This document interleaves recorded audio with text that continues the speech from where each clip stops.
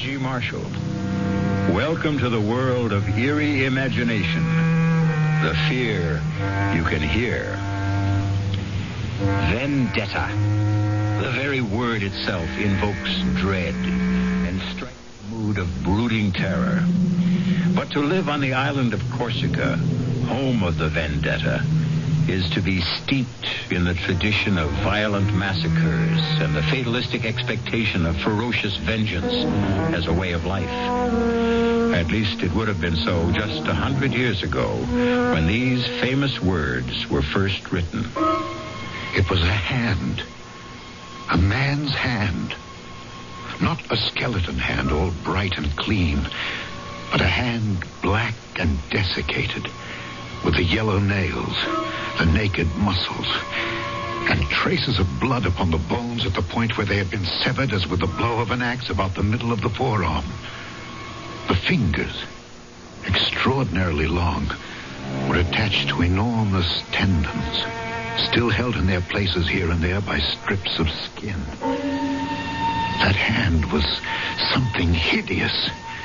It made one think involuntarily of savage vengeance. And in spite of the putrescent look of death and dissolution, it seemed to have a life of its own.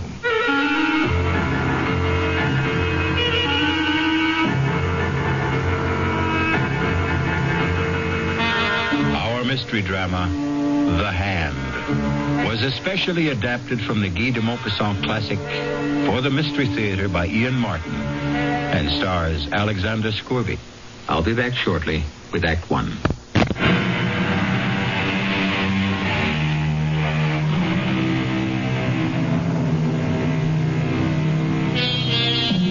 At the time of the bizarre and terrifying affair of The Hand, Henri Donnet was a police magistrate in Ajaccio, a charming little white city nestled on the edge of a beautiful gulf, shut in by lofty mountains. Most of the cases he had to investigate or prosecute there were cases of vendetta. But these were Corsican against Corsican. This affair of The Hand was alien against what? Something far more alien, perhaps supernatural.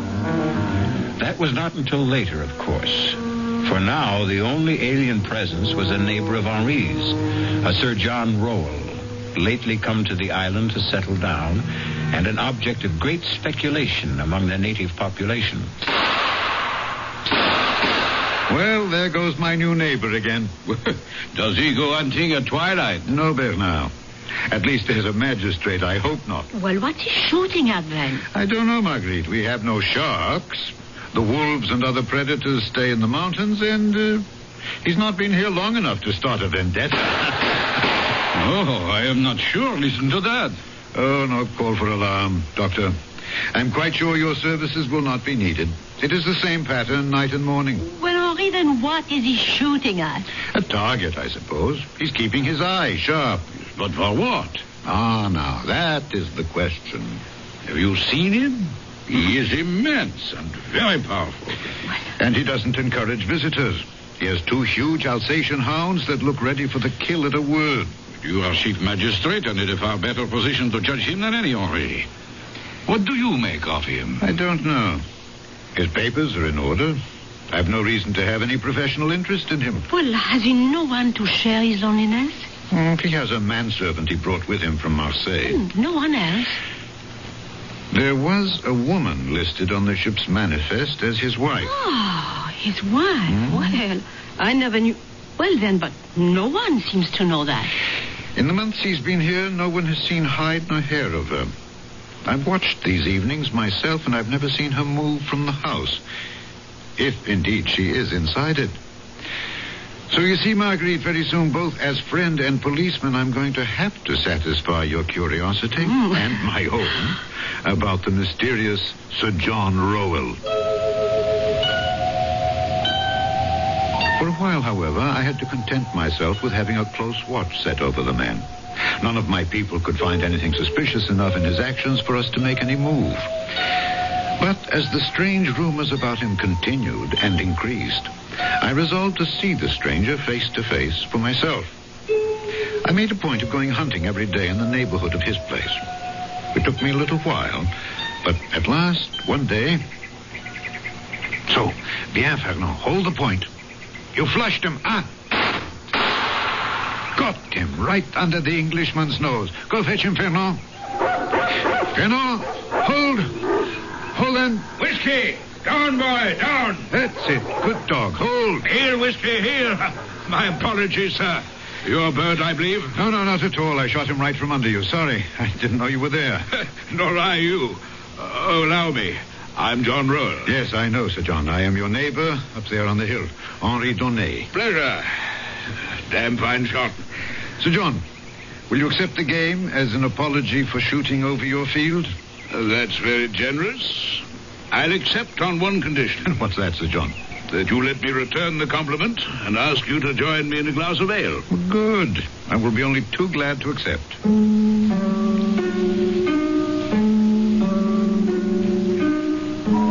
It was less the heat of the day than my professional interest that prompted me to accept the invitation from the tall man with the red hair and beard. Very tall indeed. And also very broad, a sort of placid and polite Hercules. I was most anxious to be able to question him about his life and his projects.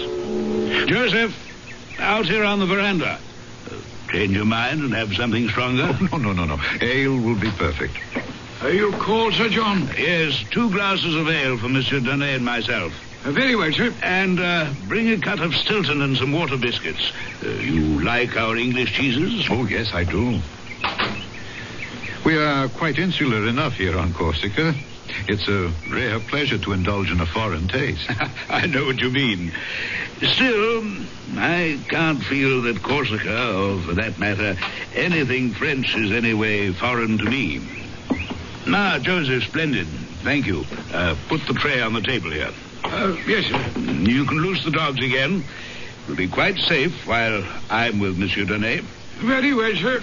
Oh, those are the big Alsatians I see occasionally, huh? 2 of them. Yes. They look quite savage and fierce. Do you think perhaps my dog will... Oh, have no fear. Castor and Pollux are as docile as kittens where other animals are concerned. They're trained as man-killers. Huh? And then, only at my command. Your health, Monsieur Donnet? To yours.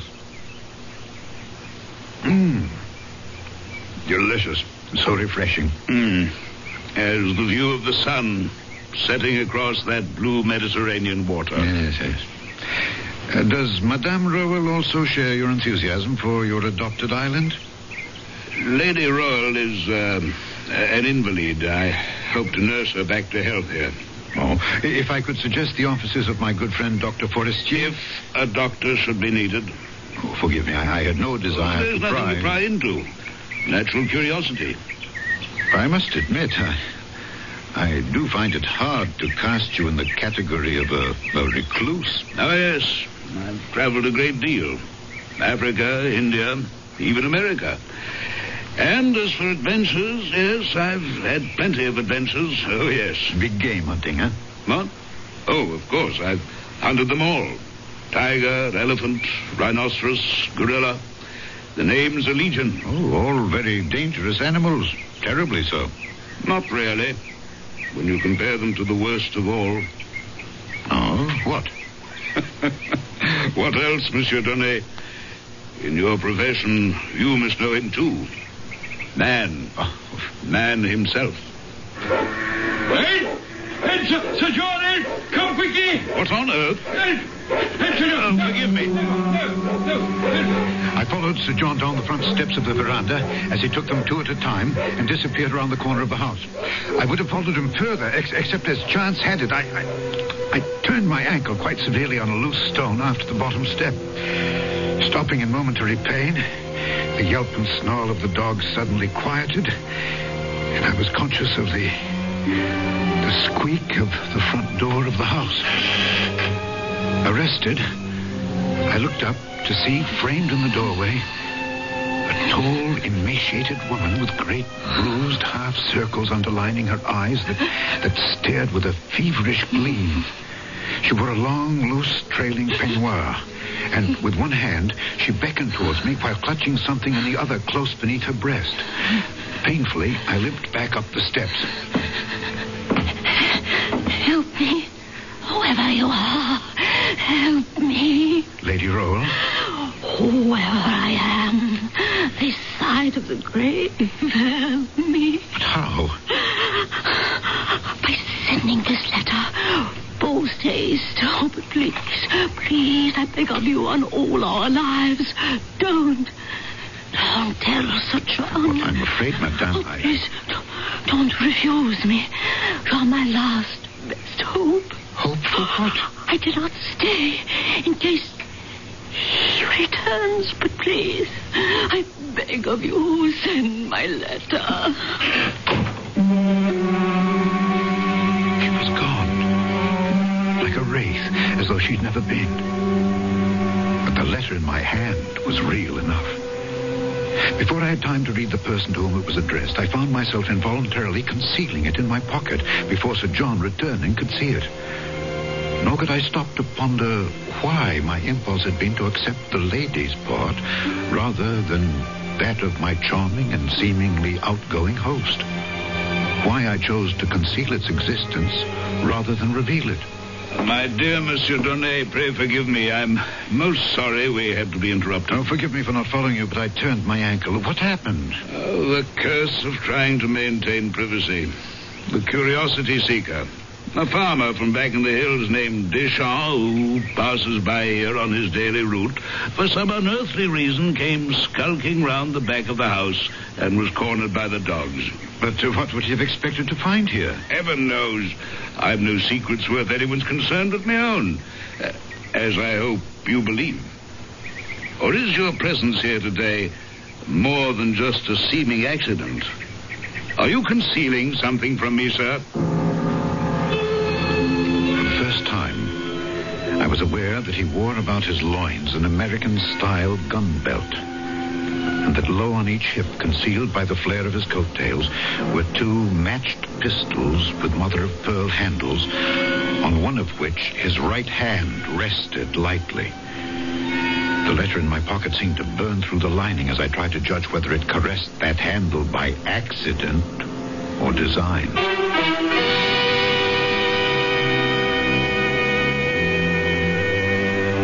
These were only the hands of Sir John, neither of which is the one in the title of our story. To meet that special hand, you must return with me shortly for Act 2.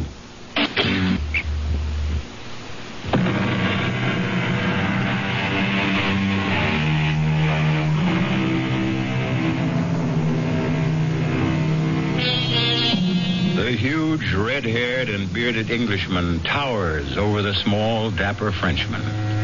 They are as widely disparate men as you can imagine. One all muscle and vital force, the other elastic, supple, poised always for the counterstroke, like a rapier. Antagonists? No, only in a sense. But whatever their relationship, mutually admiring of each other. Why should you imagine I have anything to conceal? Why, indeed. Come, let's go inside. I'll show you some of the trophies of a roving life, if you'd be interested. But very, of course. Can you stand on your ankle all right? Is it sprained? No. Just a slight twist. From the hall, he led me into his parlor, which ran the length and breadth of the whole house across the back in a great L. His parlor was all hung in black silk, embroidered in gold. The fabric is Japanese work. Yes, but the rest is yours. Not the panels. What's mounted on them? Yes, tiger, lion, black panther. Those I recognize. And elephant tusks, I see. The hippo and he and the rhino are a little large for mounting. The rhinoceros is the most dangerous of all, I suppose. Except, as I told you before. Now, you're not honestly going to tell a policeman that you're a manhunter. Not within the confines of civilization, I hope. But I've done a good deal of manhunting, too, in my time. As a soldier? That's a profession, not a sport. I've saved a mount in the center for the ultimate trophy. But never had, shall we say, the courage to make the necessary bag to mount it. I was following the direction of his gaze to a gapingly empty panel in this bizarre and gory collection from the hunt. A panel conspicuous from all the others since it was lined in red velvet, as if in expectance of framing the pièce de résistance. What would you hope to put there? Once, I would have been tempted. Now, nothing. I keep it there to remind me that it could be my own head that poetic justice could have easily decided to frame. Oh, Gad, it's suddenly getting dark. Yes, then I must be off for home. I mustn't hold up your dinner. I've enjoyed our meeting thoroughly. Please, come again. You're always welcome. I am not quite so sure of your Alsatians. Oh, you need have no worry. From now on, they'll treat you as a friend, as I hope I can. As I want to be.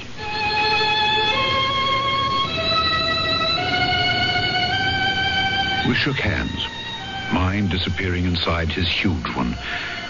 My conscience stinging at me as I fought a battle between Donnet the man and Donnet the policeman.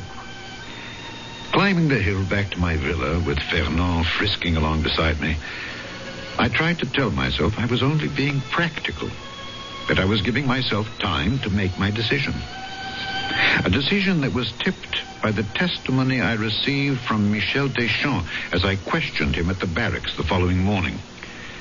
Michel, why did you go so near to his house? Well, everybody is curious about him and... Everybody doesn't go near enough to have two dogs attack him. Well, everybody does not have a milk route which takes him twice a day by the Englishman's house to see her. What, to see her? Well, it is at dawn, you know. Just before the sun comes up in the half-light and I am passing by in my cart. Naturally, I'm looking at the house when I pass. Naturally, I would myself. So, you see, at that hour, nobody is stirring. Even the dogs are not yet awake. And then I see by the upstairs window a woman.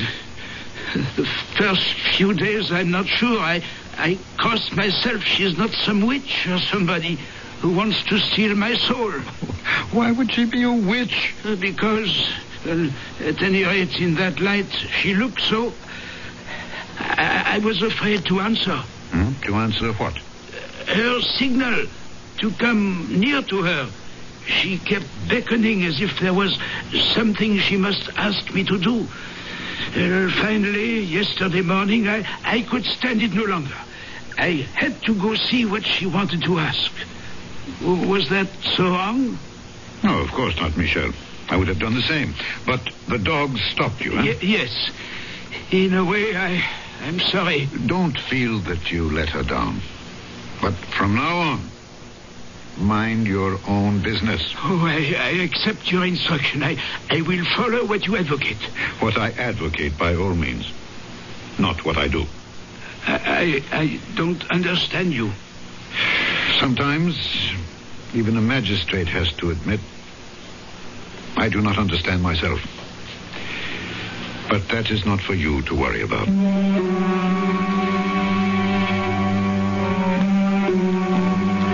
That very morning, there was a mail packet sailing. And I sent off the letter, quickly, almost surreptitiously, without looking at the address, except for the fact that it was to the United States of America. And I forgot it, I imagined. And the months went by.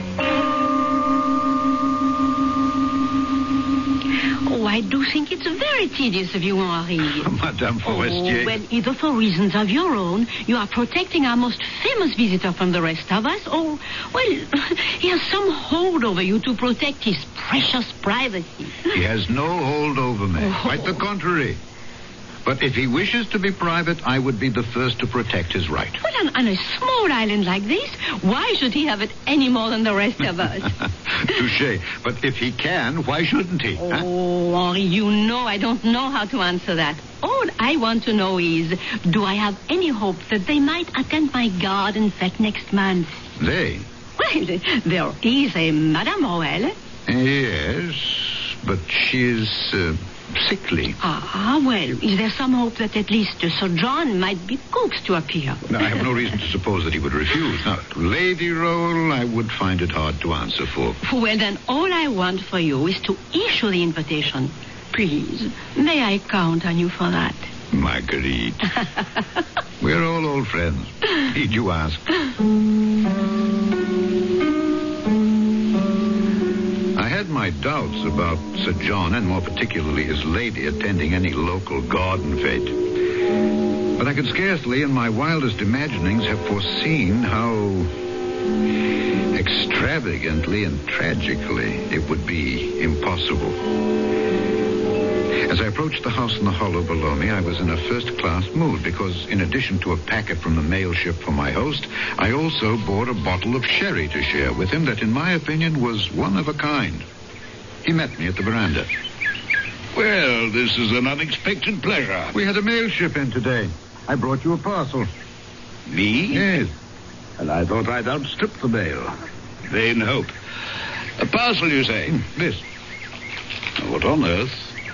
It might be a gun from its shape, but it scarcely weighs enough.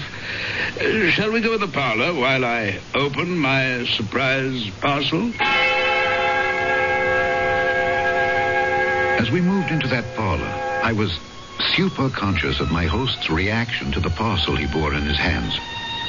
Although there was no superscription from the sender, I had an infallible feeling that he sensed exactly where it had come from. That somehow I was accidentally part of a climax in the life of this strange and vital man. We've talked about my trophies, Monsieur Donnet. Yes. The ones I've mounted, the others too clumsy and large to render that way. Yes. And the third and different class, so far I've had no right nor courage to mount. What are you saying, Sir John? There is no reason for my receiving this parcel that I can conceive, except one. That I've found no refuge here. I've been betrayed. Only my wife could have done that. And who else is there to have aided her determination to destroy me? You're asking me? Yes. You're the only link we have to the world beyond this house. Sir John, believe me, I had no wish to betray you. I'm sure of that. The day we met, your wife, while you were calming the dogs, your wife asked me to send a letter for her. To Richard Roll? Well, I must admit I did not read the address. I did notice that it was to the United States of America. I meant no harm. He meant no harm. Like Pandora, who naively opened a chest to loose pestilence and all the evils of the world to plague mankind, he meant no harm. It seemed a simple and reasonable request. So you exceeded. No doubt she also asked you to conceal the fact of the letter from me. Yes, I am afraid she did. Were you sorry for her ravaged looks, her haunted eyes? Did you picture me as some monstrous jailer, condemning her to a life of solitary confinement? Sir John, I can only defend my action by telling you that at the time she did engage my sympathy. I told you, I believe, that my wife was not in the best of health. Yes, but... The fault perhaps was all mine. I should have told you that she is insane. Oh, I'm so sorry. A little late for that. Done. You may have sealed her death warrant. Perhaps even mine. Good God, what do you mean? This parcel from America. Would you like to see what evil out of hell you're acceding to that simple and reasonable request has set loose? Sir John, You have involved yourself in this on a personal level. Now I want to involve you on a professional one. As police magistrate, I want you as witness when I open this gift from America. The outer wrapping. Now what do you see? A box. And within it? Something wrapped in canvas. You wrinkle your nose against the smell? Yes, it's very strong. And very familiar? Yes, formaldehyde. Which is used to preserve flesh from mortifying. There's a drawstring on the canvas, which I'm opening. And I'm about to show you my present from the other side of the world. You sound as if you know what it is. I only wish to God I thought I didn't. I echoed the same wish. But it didn't change the contents. It was a hand. A man's hand. Not a skeleton hand, all bright and clean, but a hand black and desiccated, with traces of blood upon the bones at the point where they had been severed as with the blow of an axe about the middle of the forearm. The fingers, extraordinarily long, were attached to enormous tendons still held in their places by strips of skin. Flayed as it was, that hand was something hideous. It made one think involuntarily of savage vengeance. And in spite of the putrescent look of death and dissolution it had, it seemed to have a life of its own.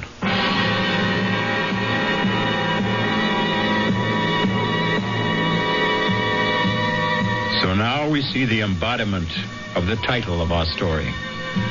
A poor choice of words, since nothing can be more disembodied than a severed hand.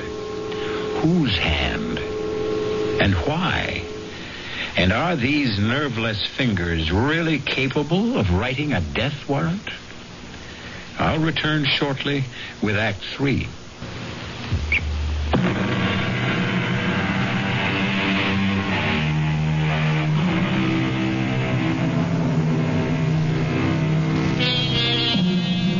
In sick horror, his stomach churning with revulsion, Monsieur Donnet looks at the loathsome object spilled on the desk between him and Sir John. In macabre fascination, his eyes seem riveted to the severed hand. It is only by a supreme effort of will that he is at last able to drag them away and up to Sir John's grim and haunted face. What is it? The hand of a thief. But why? Why is it sent to you? So that there'll be no mistake in my mind who sends it. You said before, Richard Roll. A relation? My twin brother. Younger by less than an hour. As the firstborn, I acceded to the title. The barony was mine, and the living that went with it. Richard had nothing, except my bounty. Our whole life was a gigantic struggle for supremacy. He, because I denied it him. I, because I had to hold it. If you had everything and he had nothing, what chance did he stand against you? I'm English, and I believe in fair play. I couldn't share the title, but I made sure the living was shared equally. I'm not ill-favored, and I'm exceptionally powerful and large. But Richard was taller by 2 inches, stronger by far, and a wild and darkly handsome man that stirred women to a passion beyond their senses. Until Claire. Madame Roll? My wife, yes. Whatever her true name should be now. When we were married, my brother Richard emigrated to the States. And you have never seen him since? Oh, yes, I have seen him. I'd hoped for the last time. Will you forgive me now? There's been too much talk, and I must find a place to hang my latest trophy. To hang it?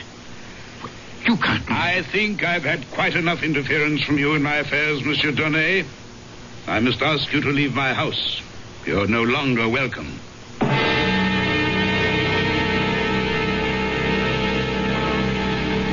It seemed a long journey up the hill that night, for I did not climb it alone. On the way back to my house, I was haunted by 100 thoughts. Had I done wrong to send the letter? Whose was the severed hand? What was the mystery of Sir John's retirement? And what motivated the vendetta of his brother against him? Old jealousies? Or was it all as simple as chercher la femme? Certainly, she would not be hard to find. It must be the Lady Roll, if a woman was at the heart of it all. Only one thing I could be sure of now. that I should not be seeing him again. But I was badly mistaken about that.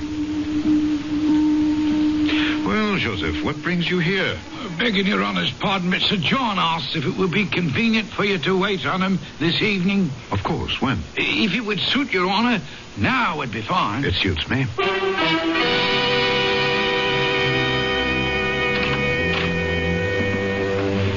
After my churlishness on your last visit, I'm more than touched that you do me this honor, Monsieur Denis. Since I'm still concerned that I may have done you more harm than honor, I couldn't have hesitated. I've some papers here on my desk that I wish to leave in your charge, after asking you and Joseph to witness them. What kind of papers, Sir John? My last will and testament, some property assignments, the legal debris that follows sudden death. Joseph? Yes, Sir John. Will you sign here and here? Yes, sir. Is there all this immediacy, sir? In the midst of life, are we not all equally in the midst of death? Thank you, Joseph. You may go. Yes, Sir John. Now, you, Monsieur Denis? If you want me to. But I see no reason why. Whatever polite disclaimer was on my lips, it was frozen at that moment as my eyes fell on a blood-chilling sight. A black object in the midst of the empty panel lined with red velvet. Empty no longer. It was the hand, mounted now as the chief of all trophies. But different from all the others in one respect. They were mounted. This was imprisoned. Round the wrist, an enormous chain of iron had been rivened about the foul relic, and this chain fastened the hand to the wall by a great ring, solid enough to hold an elephant in leash. Good God! Ah, yes, the hand. Well, better than my own head, if I can keep it. Will you sign? But, yes, of course.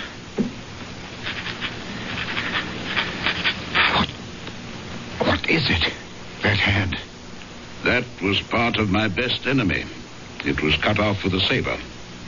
Good thing for me, I can tell you. It's huge. Enormously powerful. The man must have been very strong. And so far, I've proved stronger. I put the chain on the hand to hold it. The chain is no use now. The hand can't get away.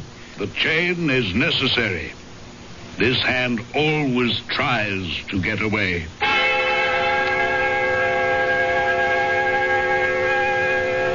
That night, I had a hideous nightmare.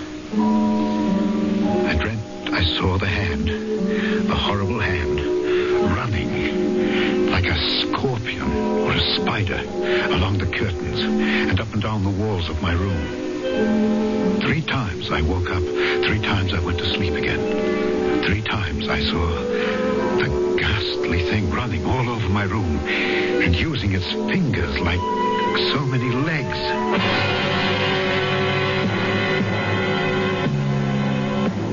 The next morning, I was awakened by the news that Sir John Rowe had been murdered during the night. For God's sake, Bernard, act like a doctor instead of some frightened schoolgirl. No, you have not seen him yet, old friend. Well, is it the first corpse either of us has had the misfortune to look at? Just like this. Oh, how did he die? The cause of death was strangling, but under what shocking conditions. I tell you, Henri, in 30 years as a physician, I have never seen anything like it. In what way? We found him lying on his back in the middle of the room. His coat was torn, one shirt sleeve half pulled off was hanging down. There was every indication that a fearsome struggle had taken place. His face was black and swollen, frightfully distorted. But the most noticeable and terrifying thing was his expression. His expression? Absolute, hideous fear. And small wonder.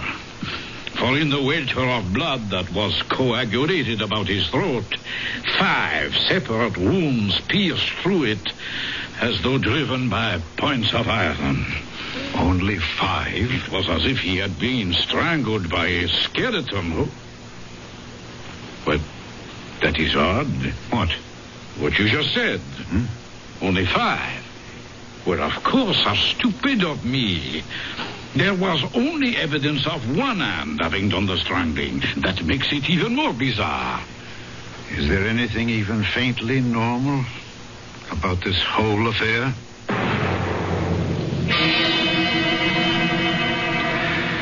Now, Joseph, you heard no unusual noise during the night. Oh, no, monsieur le magistrate. You sleep where? Well, here in that little room off the kitchen there. And there was no sound from the dogs all night long? Oh, no, sir. Yet if a stranger had approached the house... Oh, those dogs would have torn him apart if he was a stranger. But they were quiet? You would have heard them if they had not been, huh? Well, I'm a very light sleeper. Yeah. Did you sleep late this morning? No. I'm awake before cocks crow, you see. So many things to be done. Water to be drawn, the fire to be laid. Yes. And that's what you were busy with when Lady Rowell left the house? Well, I was already preparing breakfast for Sir John and a tray to bring up to... you see, that's why I was so surprised when she walked into the kitchen fully dressed. And what did you say to that? Well, it's not my place to ask. I just said, what do you want? And? Well, she said she didn't want anything. Just that she was feeling better. And if Sir John should ask about her, she was off for a little walk along the beach. Oh, that didn't strike you as peculiar? Oh, it most certainly did. And did she go towards the beach? Well, I would have thought so.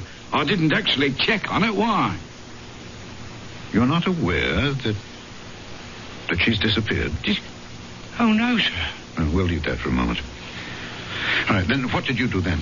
Well, once I had everything simmering like for breakfast, I went up to Sir John's room to assist him in his toilet. You were in this habit? Every morning, regular as clockwork. Continue. Well, he wasn't there, sir. His bed hadn't been slept in. Turned down just the way I left it the night before. So I became alarmed. Everything was out of sorts, you see. I see. And then you came downstairs and found him? That's right. Oh, covered with blood from head to foot. It just don't signify. Now, what does that mean? Well, you knew, Sir John, sir, if ever there was a man built and ready to take care of himself, it was he. Why, he never slept without having loaded pistols or revolvers within arm's reach. And he knew how to use them. Yes. Have you any idea who killed him? Oh, no, sir. Could it have been Lady Rowell? Not a chance, sir. I met her once. She was a tall woman. Oh, but wasted away, Your Honor, and weak as a kitten. Then who? I don't know, sir. I don't even want to know. Neither did I. Or at least to check on what was in my mind. But I had a duty to my position, and I must admit a morbid drive to support my supposition. He was lying, just as he is now, on this carpet here. That's right, sir. His feet pointed in the same direction. Toward the door. And his head? As it is, sir. Towards the panel directly ahead of you.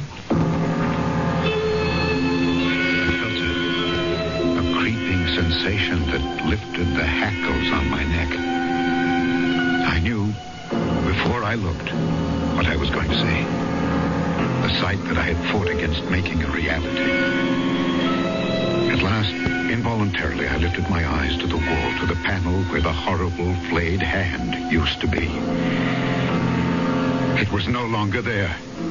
The chain, broken, was dangling from the ring. But even that horror was to be succeeded by another. As I bent again over the dead man, between his clenched teeth, I found one of the fingers of the vanished hand, severed or rather sawed off by the teeth about the middle of the second joint.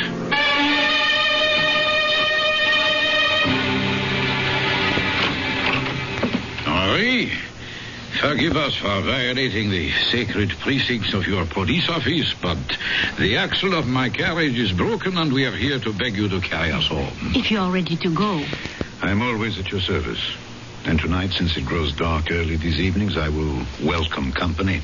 But surely you're not still brooding over Sir John and his vanished lady? The missing Lady Rowell I can accept. Our Gulf is beautiful, but the tides are treacherous, and her hold on life at best was tenuous. Perhaps she wanted to end it. The mystery of Sir John is something else again. Something best forgotten, I think. Yes. But it doesn't seem to want to be. Let me show you. Marguerite, forgive me. If you feel faint, close your eyes. Yes. Bernard, you remember you said he might have been strangled by a skeleton? Yes. Yeah. Might he have been strangled by this? Good Lord. So that is the famous hand, huh? Yes, if it were possible, such a hand could have made the wounds on his throat, but... Where did you find this? It was discovered last night in the cemetery on the tomb of Sir John Rowell. And mark one thing well. What? The index finger is missing. The one we found in the corpse's mouth.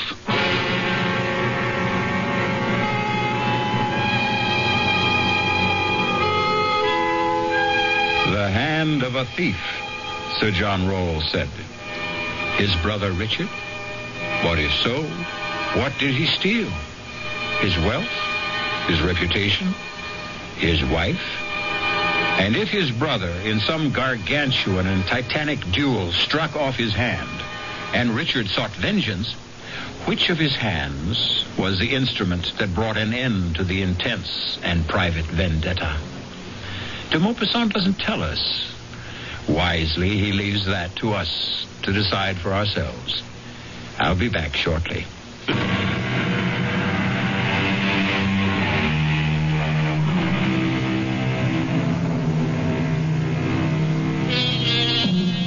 I won't easily close my eyes tonight, for fear that my mind's eye will conjure up a vision of the black and desiccated hand with the yellow nails, scrabbling like some loathsome crab across the floor, up and over my bed, and scuttling around the walls.